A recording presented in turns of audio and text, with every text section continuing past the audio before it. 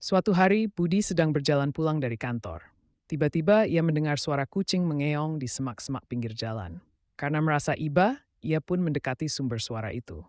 Benar saja, seekor anak kucing kecil terjebak di dalam kotak kardus yang hampir tertutup rapat. "Tenang nak, kamu sudah aman sekarang," Budi menghibur anak kucing itu. "Itu kucing saya, Pak. Terima kasih sudah menyelamatkannya," kata pria tua dengan penuh terima kasih. "Oh, sama-sama, Pak. Senang bisa membantu," jawab Budi dengan ramah. Pria tua berkata dengan bangga, "Ini bukan sembarang kucing, Pak. Dia sudah saya latih untuk menemukan dompet yang hilang." "Wah, hebat sekali," Budi berkata dengan rasa terheran.